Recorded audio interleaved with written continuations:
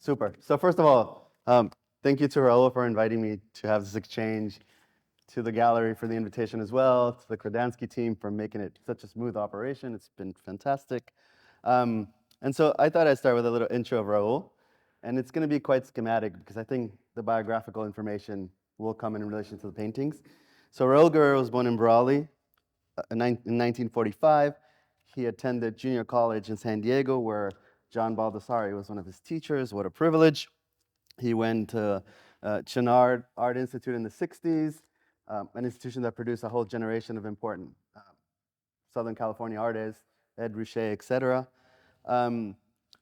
He has had exhibitions at David Kordansky in 2021, or Tussar Projects in New York in 2018, Air de Paris in France in 2014, the Athenaeum Music and Arts Library in San Diego in 2001, 2007, and 2013, the Q Art Foundation in New York in 2010, the Long Beach Museum of Art in 1977, and on, and he was included in the California Biennial 2022 Pacific Gold Orange County Museum. So that's the schematic intro, and I just want to end it with this. I think it's important to say that Raul Guerrero is an American artist of Mexican descent who works in Southern California. And I just say that because I think that's the difference that makes all the difference.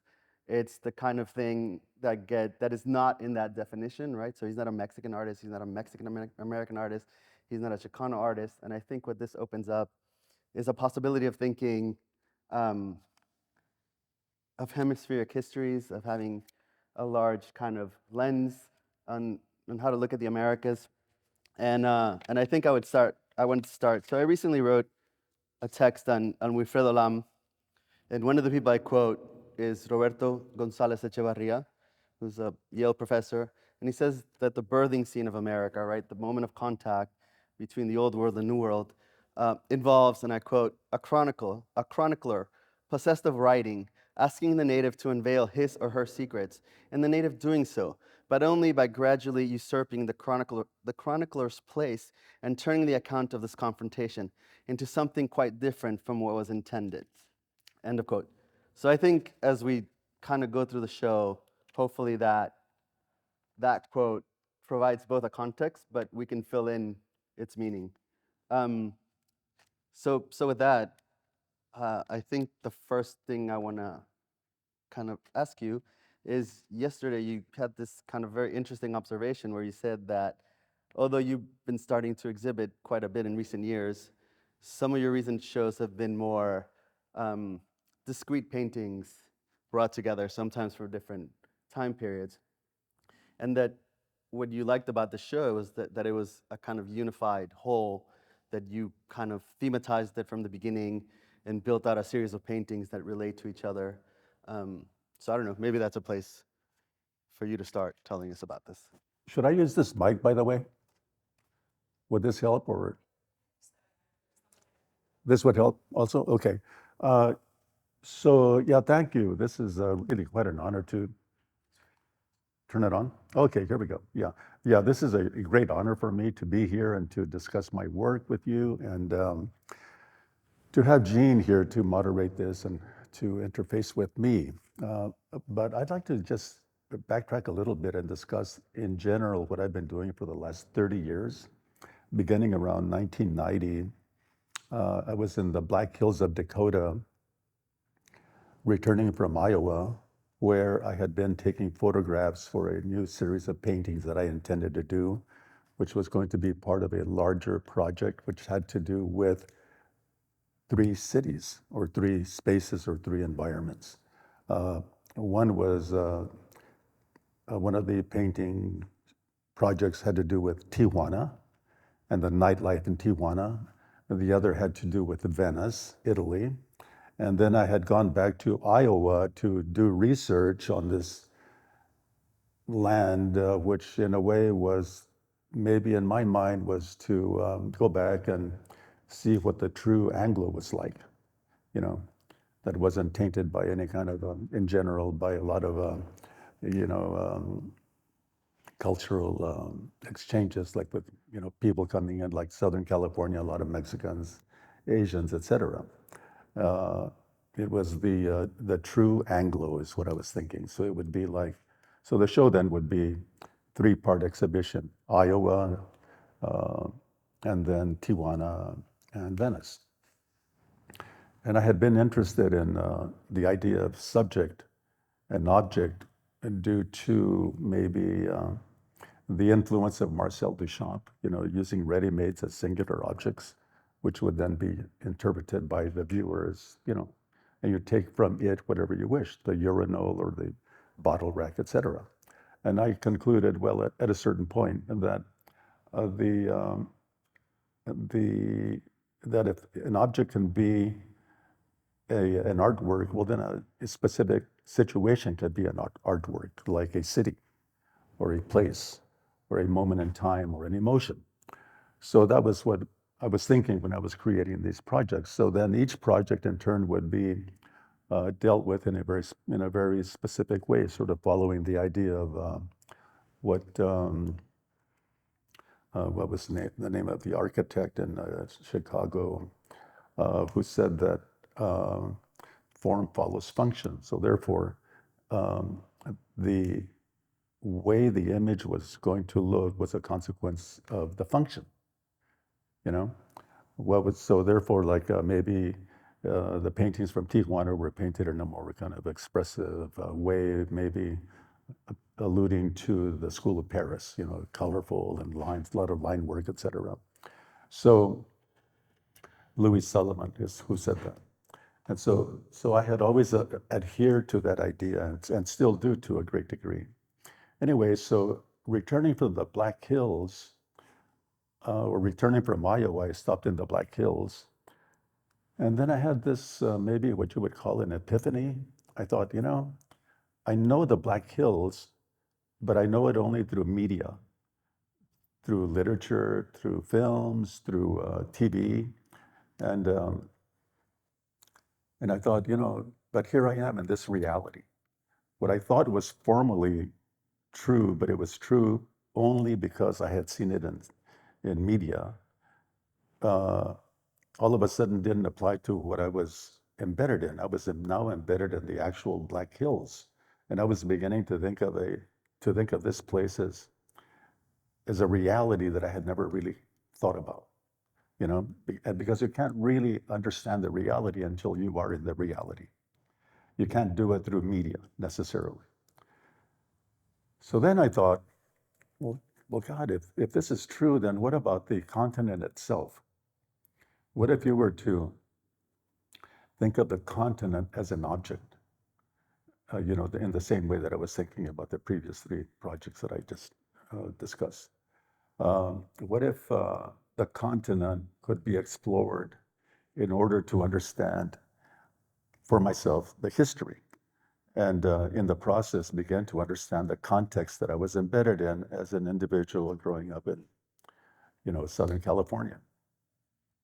So I began this project that later I called Problemas y Secretos Maravillosos de las Indias, which was a title taken from a book that was written by a Spaniard back in the early 16th century, and which was encompassing of the history that he was encountering, or the places that he was encountering while he was moving through the Latin America primarily. But then I also thought, well, if you want to examine the continent, it's really a pretty broad subject. So maybe it's better to define the arenas that that I was going to investigate. So it turned out that in the end, I discussed painted the Black Hills of Dakota, or the Great Plains, because that moment was pivotal in American history. The Great Plains in 1832 had, for example, 80 million buffalo roaming the plains. By 1885, 50 years later, only 8,000 remained. And the act of killing the food source of the indigenous people was intentional. So it was really a genocide of the native population. And so that was something that I had never really thought about, but only on account of this history that I'm beginning to relate to or try to understand, that I then come up with to understand that idea or that history. And then the other part would be Latin America. And Latin America offered so many possibilities, because, for example, having grown up in Southern California, as Jean was saying, of Mexican ancestry, in school, we never really did get a good historical sense of what it was like what the continent was really about, in terms of its history. You hear about Columbus, et cetera, but you don't get the details.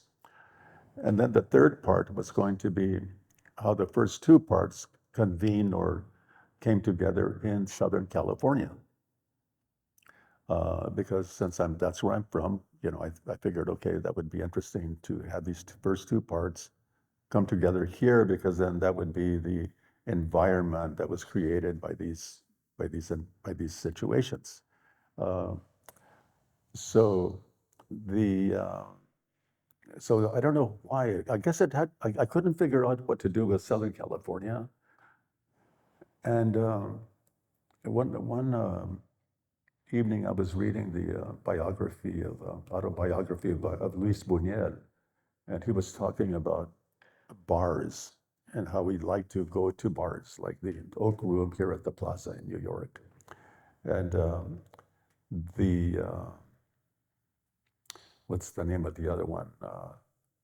The Plaza or the Palace in Madrid and the Ritz in Paris. This guy hung out at all these great bars, and then he liked to go to bars because that's where he could commiserate with the muses while he's reading over his manuscripts and thinking about things, But the guy was a drunk, so he really enjoyed to go to the bars and have martinis. He describes how to make the best martini, And I thought, well, that's a great idea, to paint bars, artists' bars where artists go and commiserate with the muses and talk and have conversations, etc. So then that became the part of Southern California. I don't know if that makes any sense, but it also, I thought, maybe in Southern California, you could also consider food, like food itself, like the taco over here on the right. You are what you eat. So then there are many, in Southern California, all over actually, a lot of these Mexican food stands that sell fast food. And you go in there and buy a taco or a burrito, whatever. And so I did a series of paintings about the fast food culture in Southern California. And then Latin America was specifically very, very interesting, because by examining the history of the conquest, it was, I came across these little gems of ideas, or moments in history that I had never thought about. So Jean and I were discussing how when the Spanish arrived in Tenochtitlan, which is now Mexico City, they held, he united all these various indigenous groups, cities, or let's say states that the Aztecs dominated. He brought them all together with the idea that he would give them a certain amount of freedom if they helped him and his troops of 500 Spaniards conquer Tenochtitlan. And so they did. They went into the city, took it over, and held Moctezuma hostage for, I don't know how long it was exactly, but several months probably. And so, but at first, the Aztecs thought that maybe Cortés was the manifestation of a legend that had been promoted from early on, that Quetzalcoatl, who was evidently white, had predicted that in the future, a white person would come from the east, and that he should be treated as a god. So so Montezuma was a bit confused in this sense because he still believed in the legend, but at the same time, the Spanish were beginning to dominate and they had attacked this city, right? So they didn't know exactly how to, or he didn't know exactly how to deal with him. So they held him hostage, and in the process, the other Aztec community became aware of what was going on, that the Spanish, in fact, were not gods, but were there to take over their environment. So they had a battle with the Spanish. The Spanish lost half of their men, and Cortés was able to leave the city by. The story is that he pole vaulted over a canal and landed on the other side of this canal, and so they retreated, went back to Veracruz, I think, where they reunited, and they came back a year later. A year later, they entered the city, and the city had been decimated by smallpox. And so you have to think about this, that it wasn't that the Spanish defeated the Aztecs, it was that, the smallpox and the other diseases that had been brought in by the Spanish or the Europeans had actually wiped out the population. So that was really interesting to me, because in my history, or from my perspective, it was always presented to me that the Spanish had defeated the Aztecs, well, in battle, I assume. But that's really not the case. It was the smallpox that did it. So in a way, it was an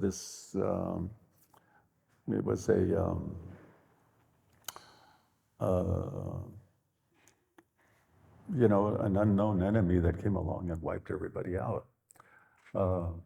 The population of Mexico at the time of the conquest was 20 million inhabitants. Within 65 years, only 1 million remained. And this is due to this disease that came in. I didn't know any of this. So I began researching this topic, began reading about European history, and what was going on in Spain and Europe at the time, and then also about Latin America and South America and how the conquest happened. And then, of course, that brings me into contemporary time, et cetera, et cetera. So it's been in my mind, a really interesting project, one that I've been working on for about, since 1990, 34 years. I thought that I'd be able to deal with this in about 3 years. I didn't think that it would really expand into the time frame that it has, because it's fascinating.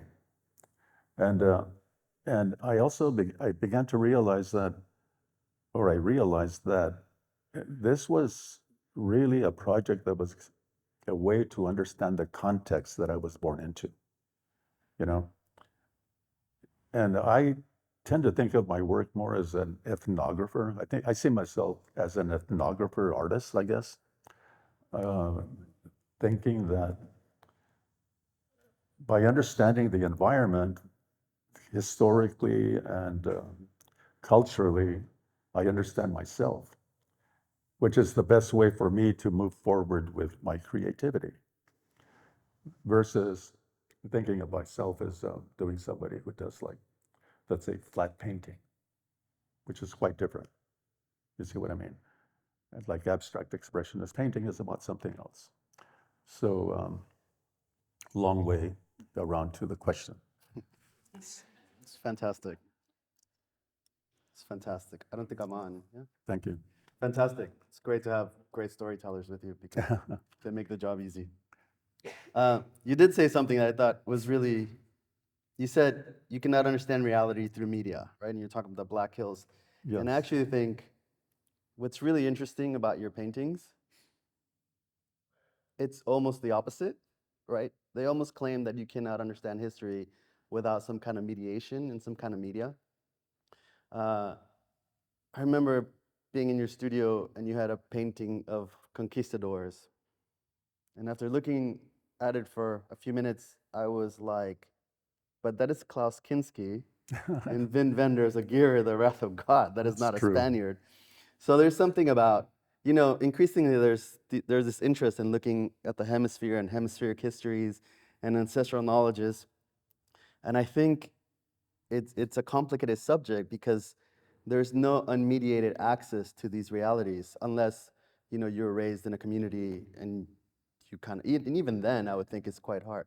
So I think what's interesting about the paintings is that they're always this, you're getting the history of the Americas, but there's always something, right? So you get, like in that painting, you get Montezuma and Cortez playing with a tic-tac of maize, but the parts, what would be the circles and the X's are actually candy corn, right? That's not an indigenous object or even a historical object, right? Or the painting behind us, it's Columbus going to Isabella and Fernan at the Alhambra, but the Alhambra is actually based on a John Singer Sargent drawing. It's not the Alhambra, right? So there's always this mediating, this wanting to understand these histories, but no, there's layers of mediation that are also a reality, right? So you say you can't understand reality through media, but there's a reality of that mediation that I think the paintings constantly engage.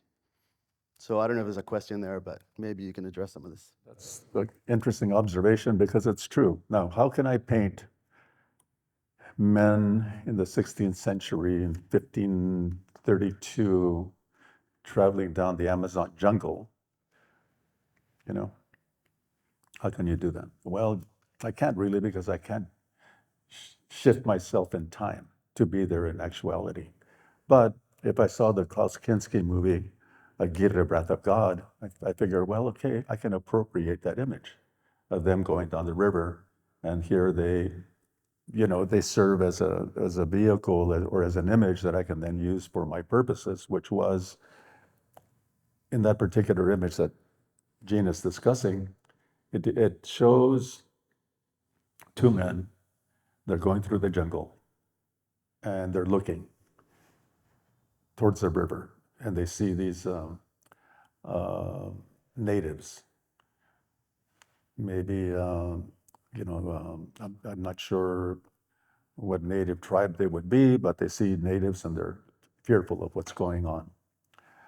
But in my version of the situation, I have like shrunken heads dangling from a branch, and the shrunken heads are Spanish heads that maybe the indigenous have already captured and then shrunken their heads. And then that painting kept shifting. So later on, I have a number of birds looking at the image or at this environment of the two men looking at the shrunken heads, and then snakes coming down, etc. So I wanted to embellish it a little bit to make it seem that they were embedded in these dangers. But it also occurred to me that, when they landed or came to explore South America, I mean, that took courage on the part of these men, to go into unidentified territory that no one had ever seen. I mean, that's amazing.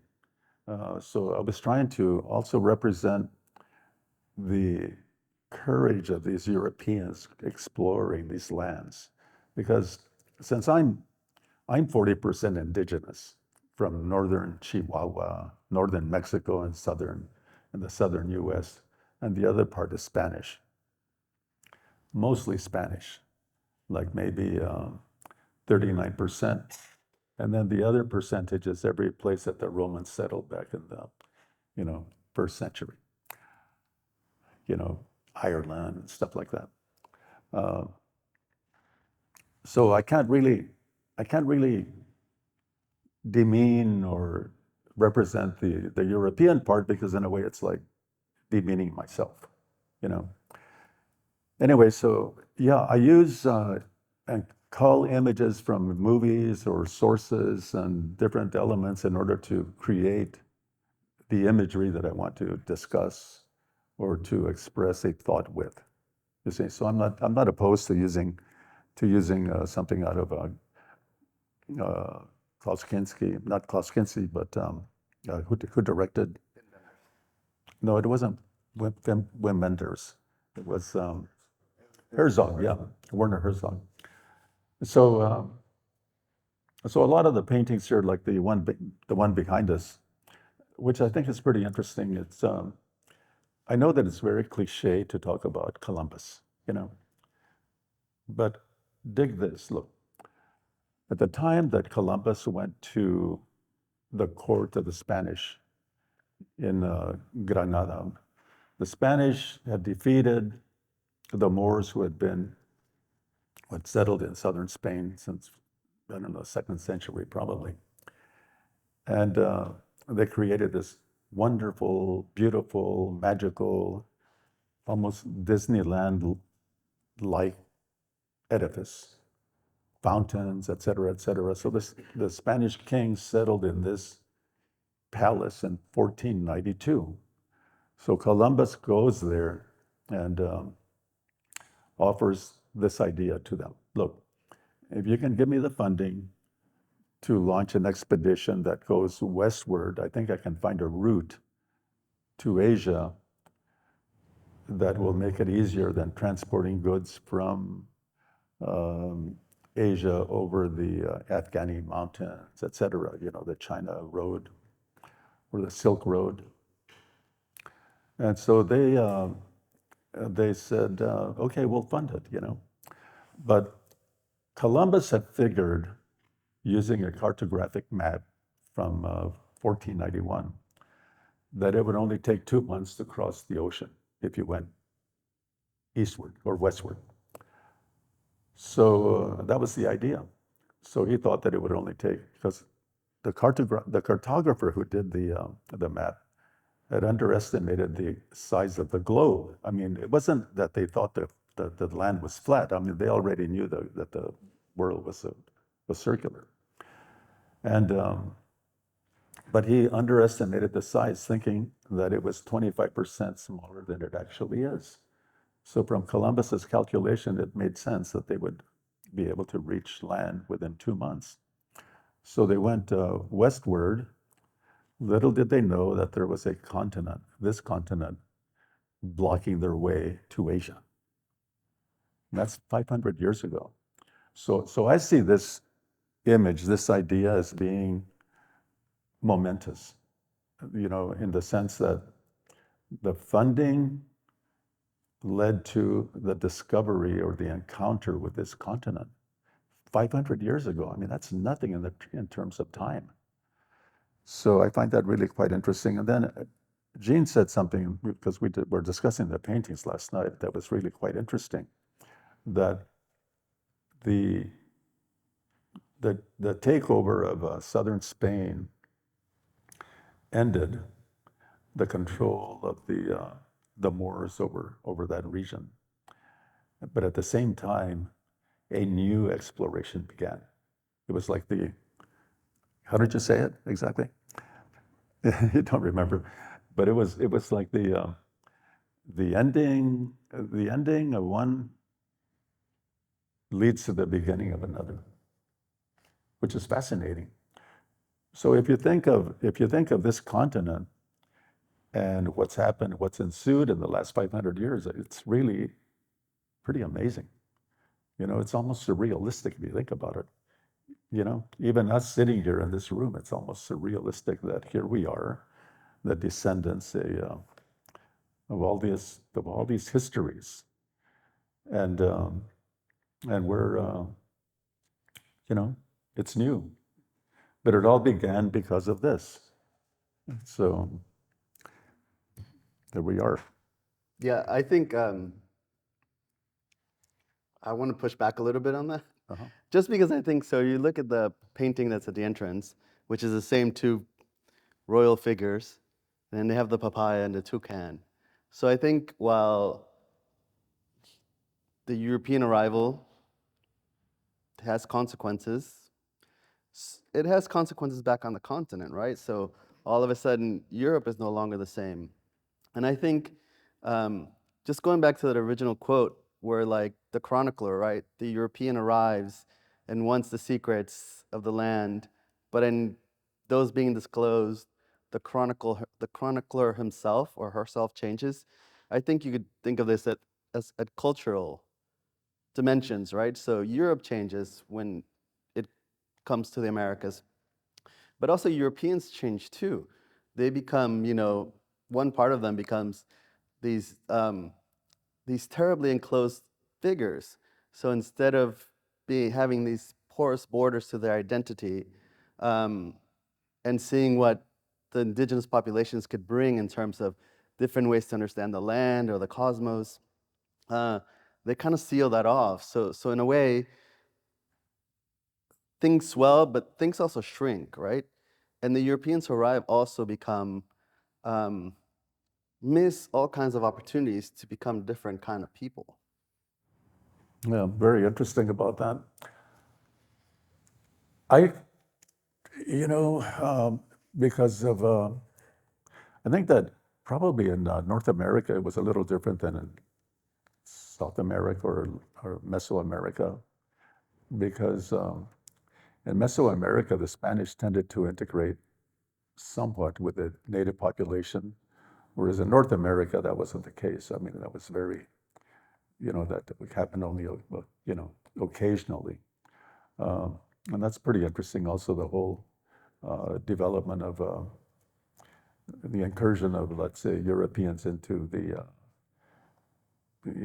Northwest, or the North. Like be it Canadians or French Canadians and Americans and trappers when they would come here and then marry into the indigenous population. Well, there weren't any European women, so in a sense they had no choice. So that whole thing is really quite interesting. Sometimes I think that just to move away a little bit, actually to, in some ways, agree with what you're saying. I find it really kind of, I mean, it's one thought that I had was that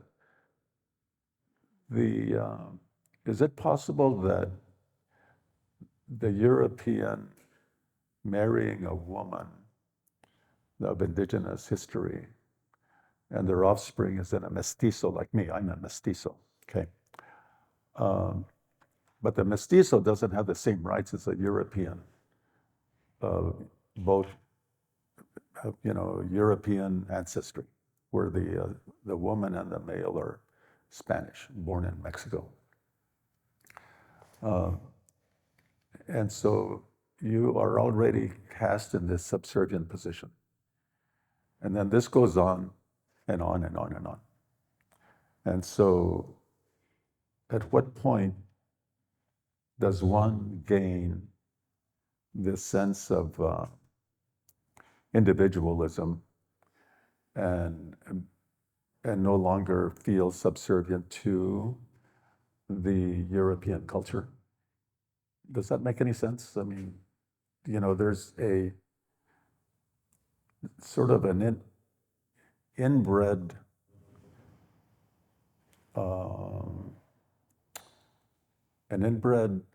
condition that if you're mestizo, you're going to be a secondary citizen. You see? And so I wonder sometimes how that, I think that's something that I began thinking about also in the process of exploring this history of the Americas, that to some degree, we are still seen as secondary citizens, I know it's way off to what you were asking or saying, but I think there might be something has to do with something else, I guess. Yeah, but I don't think it's off. So you said earlier 500 years is not a long time in a historical arc, but at the same time, it is a long time, and a lot of things happen, right?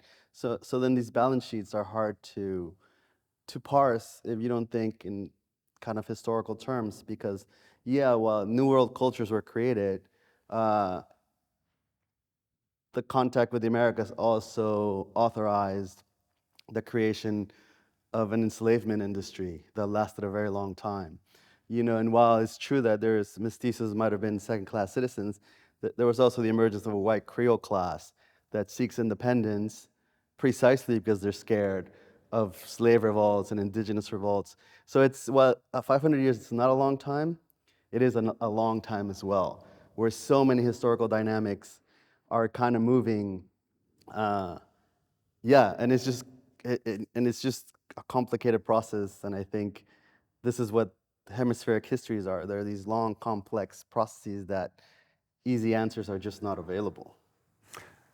Yeah, and I think it takes time to identify them and to discuss them and bring them to the, to bring them out in the open and to discuss them. We were going to preface, or I had asked Gean to preface, allow me to talk about my history a little bit, because I think I am a representation of what I'm talking about here. Well, first of all, just let me discuss very quickly the exhibition, okay? It's really in three parts. It's three parts that have to do with immigration and migration. The first part has to do with the immigration, discovery and immigration of European Spaniards to the Americas. It's Columbus back here gets the funding, finds the continent, and then later on they take goods back to Spain. So you have the painting in front, and then in the back here you have the red painting of a man forewarning people in Machu Picchu that these white entities are coming. So that would have been like 1532, okay? And so then over here on this side, to my left, you have the migration of three men. On the first canvas, they enter on the right. The middle canvas, they're more or less in the center. And in the last canvas, they're exiting. So it shows a progression of men going through the desert. In the foreground, as if though a site-specific artist had set up a situation, you see three images. On the left, you have a car crash at the Wiener Schnitzel. In the middle, you have a person eating an In-N-Out burger. And then down at the end, you see a cat crossing the street. Those are the images embedded on the desert floor. But they're oblivious to what's going on in the foreground, right? And then sandwiched, actually overlaid, these images are overlaid on pages of Vanity Fair circa 2011, which is when I began the paintings and just recently finished them. And they're all pages that are glued onto the surface of the canvas. And the idea was that it shows a simulation, out of the movement of from the south to the north, eventually you assimilate, like I have, because I'm a product of this situation here. My grandfather immigrated to the United States in 1896 at the age of 13. And he was a full-blooded indigenous person. And that's over 120 years ago. And I knew my grandfather because I'm 78 years old. I knew this man and I knew what he was like, and interesting character, really quite fascinating to see this guy. He liked to drink wine a lot. And he rolled his own cigarettes out of a pouch of Durham tobacco. And so, and he wore coveralls. Everywhere he went, he wore coveralls, because this man was an itinerant farm worker. So, okay, so then that's that part. And then I'll get back to that history in a moment. And then over here, you have the third part to this exhibition, which is the migration of a food source common to the Americas for 10,000 years, which is maize, discovered in the Valley of Mexico and 10,000 years ago, and then eventually developed into by a process called nixtamalization, where they put the corn kernel in a vat of a lye, and it dissolves the exterior shell, and then they can make masa out of the corn kernels. So then this series has to do with the migration of tortillas and Mexican food, and how eventually it's taken over by corporations. So in other words, it's now infused in the culture itself. You see? So just getting back, I'll get back to that in a moment, but I want to talk about what happened here just for a minute.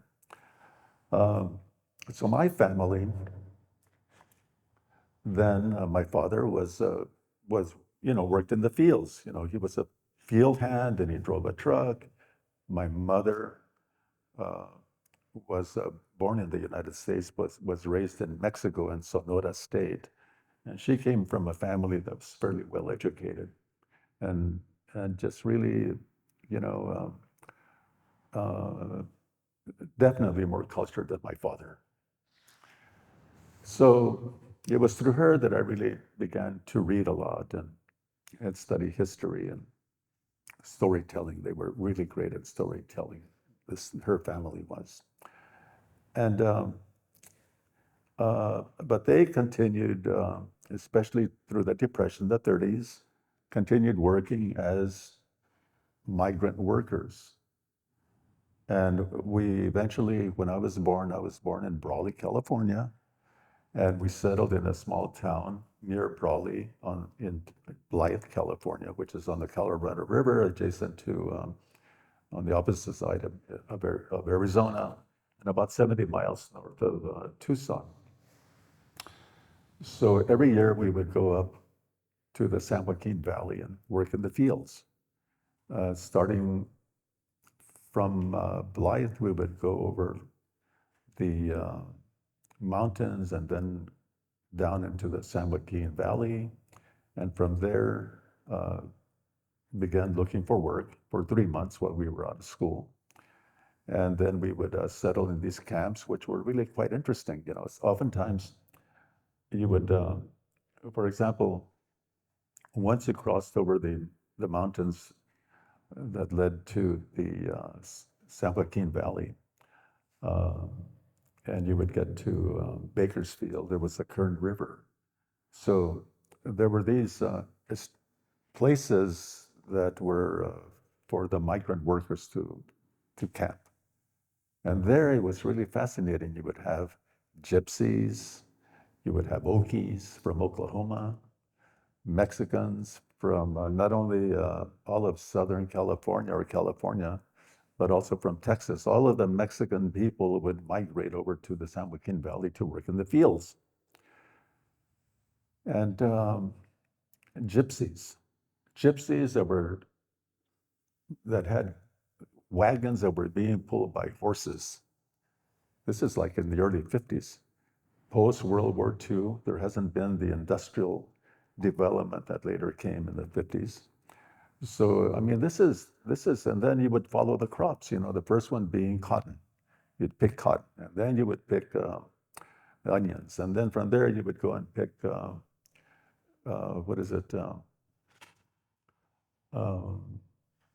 peaches, and then the figs, and then finally the grapes. So it was not very easy work, hard work. And then eventually, when I was 11 years old, my parents thought, we can't continue living like this.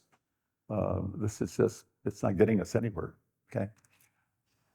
So we moved to San Diego, California, and settled in a small town outside of the city, National City, California. It's only like 5 miles south of San Diego. And my mother went to cosmetology school. They sold a house that they had in Blythe. She went to cosmetology school, open a beauty salon or hair salon. And within 6 months, we were in the middle class.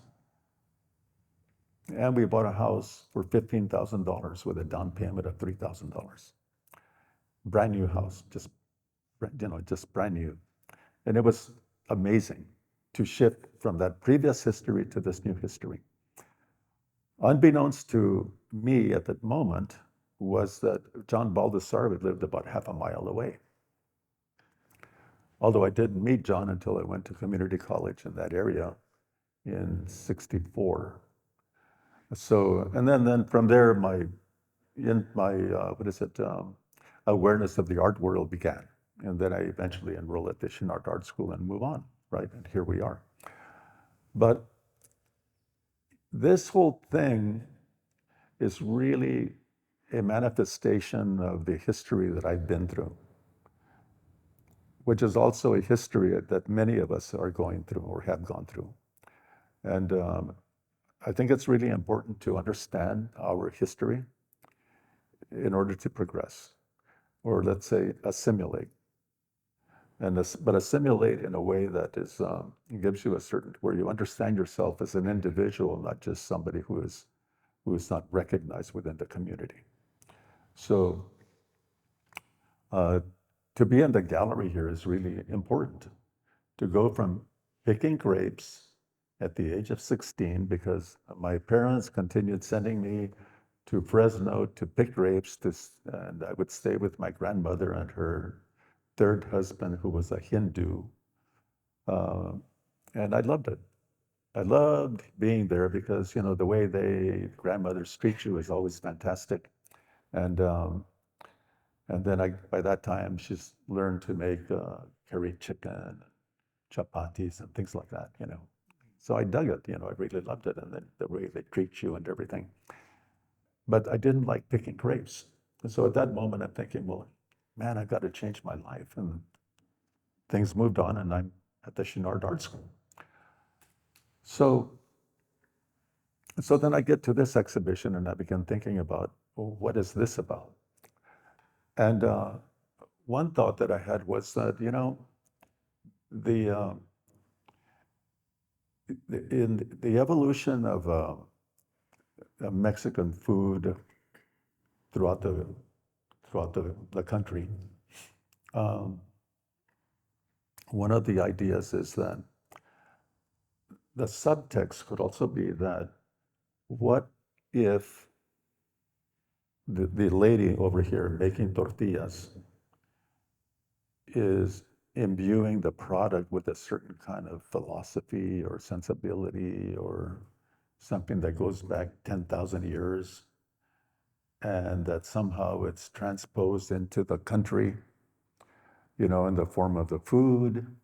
And not to be too simplistic here, but if you eat a fish taco, well, hell, you want another one, And what if in the process, like DNA is changed? Or what if the food is like a virus, that's affecting the way we think about things, So that's sort of a subtext of this idea that I think is kind of an interesting thought to explore. Should we open it to the floor? I'm sure there's some questions. Yes. I'm interested in Gean's comment about there being no unmediated access to history. And I wonder if it's because there's no such thing as a history, that it's really many, many histories, and you've shared part of yours, that when I look at my work, I'm in a dialogue with that, and I'm bringing my history to the viewing of the pictures. I love that you opened up this idea of a history for me. Sort of exploded. Oh, that's fascinating. Thank you. I normally don't discuss my history of being a migrant worker, because it kind of positions you in a certain way, because my history is a multiplicity of histories. You know, it's about surf culture in LA or San Diego, you know. Uh, it's many things, because it's not just that, but that is part of it. And it's also about the exposure that you receive over time by being alive, you know, watching, looking at movies, reading books, and experience. But I believe that if you can't understand your history, you know, the long past history, and that leads to where you are now, you can't really understand yourself. And I think it's really important to open up that dialogue and to be willing to talk about these things that are really not considered, you know? I mean, who wants to talk about picking grapes? You know, that in a way, it's not really, it's part of my history, but it's not necessarily one that you would want to admit to, maybe, you know? I think it's important to understand that we need to admit to it all. Does that make sense? You know, to allow information to flow within us, all of it. Follow-up? Sure. You're talking about an internal evolution, but in sharing that history, you're also changing people that you're sharing it with. And I think that pushes us forward as communities when we share those, when we understand those histories, when we really listen and see people for who they are and don't sort of lay on all the assumptions of what we understand them to be. Thank you. I think that's very true. That we are affected by the information we receive. And so as an artist, I like to think that as an artist, I'm creating metaphors for people to allow growth, perhaps, which is the ideal. You can't be that literal. It has to be somewhat, removed from the actuality, maybe.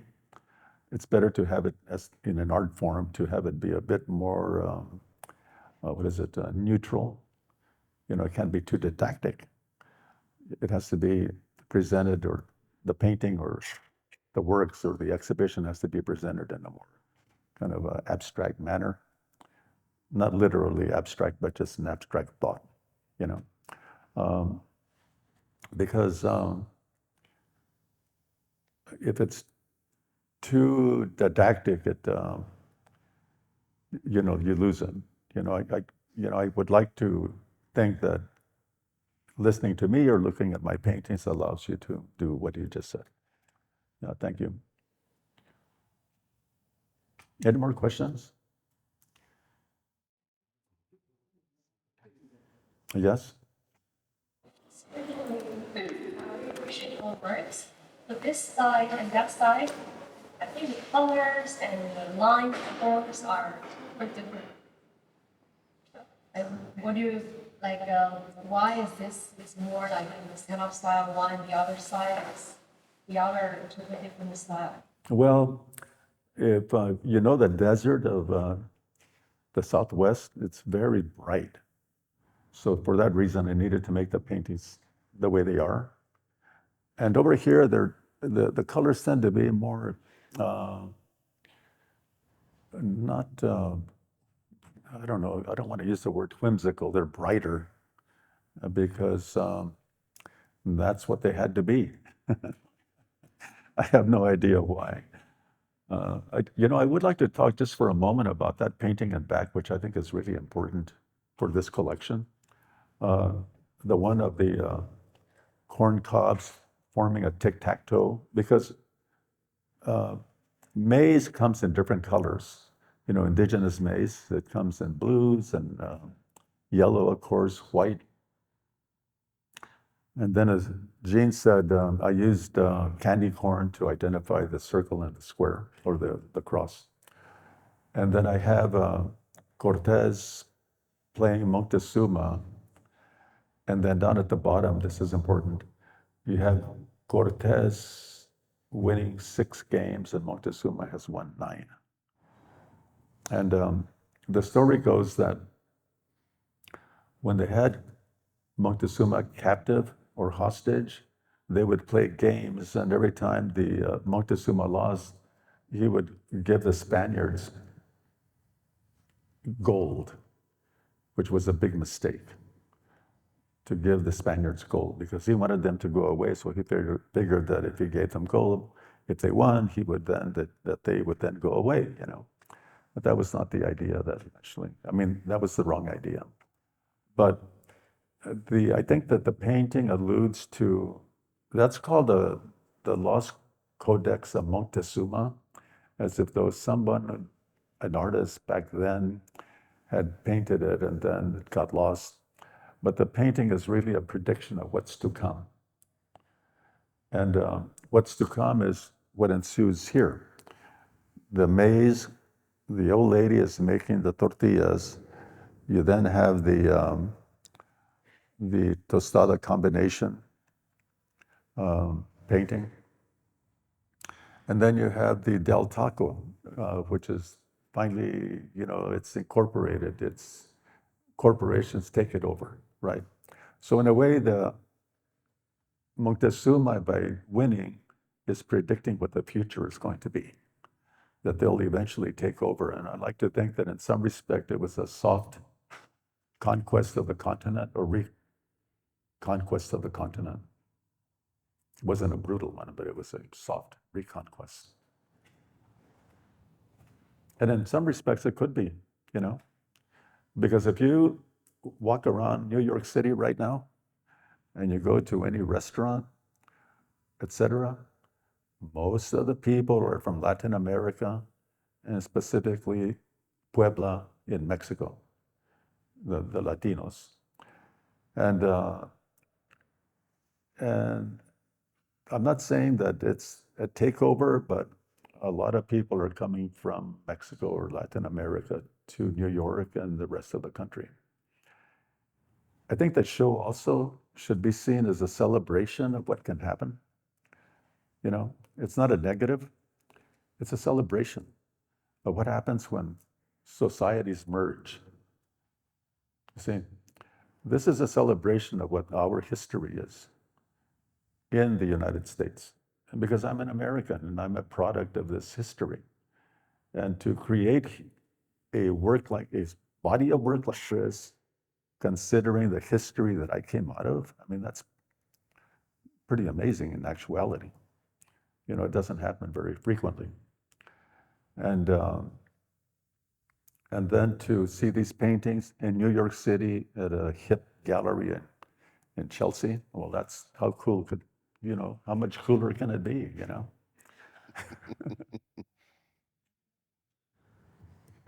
So if we have no further questions. I think that was a great ending. Thank you very much.